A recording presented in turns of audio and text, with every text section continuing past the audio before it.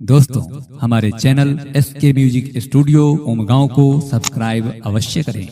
साथ ही हमारा नोटिफिकेशन आप तक पहुंचता रहे, इसके लिए बेल बटन को दबाना न भूलें।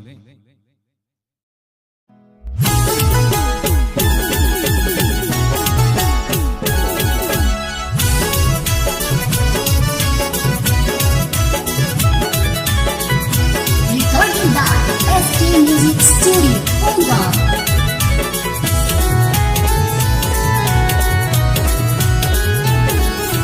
जिंदगी मिलल बा खुल के जिए के नहीं पछताना ए भैया, नहीं पछताना ए सैया। जिंदगी मिलल बा खुल के जिए के नहीं पछताना ए भैया, नहीं पछताना ए सैया। कि बाजे लाल बाबू के गाना डीजे पर कमर हिलाना ए सैया। तब बजलल बाबू के गाना डीजे पर कमर हिलाना ए भैया।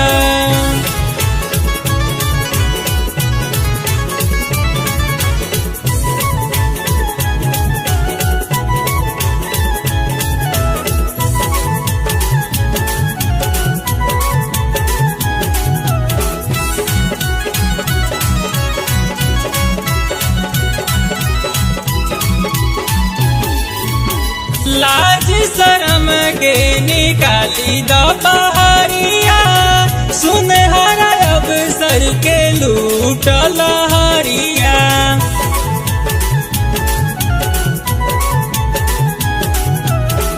लाज शर्म के निकाली द बहरिया, सुनहरा अवसर के लूट लहरिया। मुंड बना के झुंड में जाके सबको नचाना ए भैया, सबको नचाना ए भैया। कि बाजे लाल बाबू के गाना डीजे पर कमर हिलाना ए सैया। तब बजलल बाबू के गाना डीजे पर कमर हिलाना ए भैया।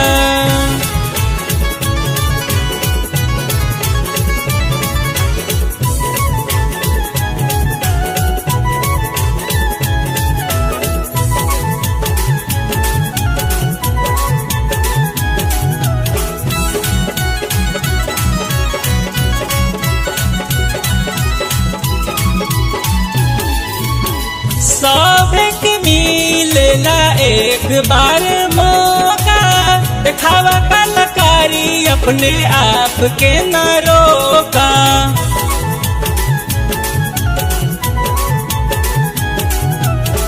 सभे के मिलेला एक बार मौका, दिखावा कलाकारी अपने आप के न रोका।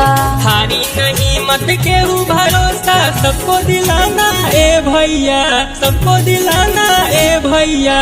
कि बाजे लाल बाबू के गाना डीजे पर कमर हिलाना ए सैया। तब बजलल बाबू के गाना डीजे पर कमर हिलाना ए भैया।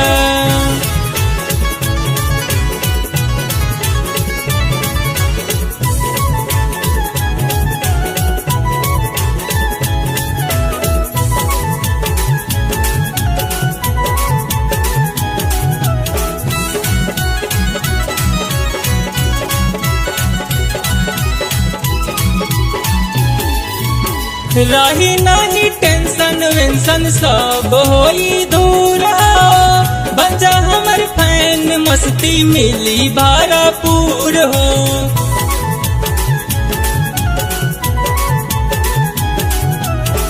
रही न टेंशन वेंशन सब होई दूर हो, बन जा हमर फैन मस्ती मिली भरपूर हो। साथी संगतिया को भी अपने साथ बुलाना ए भैया, साथ बुलाना ए भैया। कि बाजे लाल बाबू के गाना डीजे पर कमर हिलाना ए सैया। तब बजलल बाबू के गाना डीजे पर कमर हिलाना ए भैया। और हिला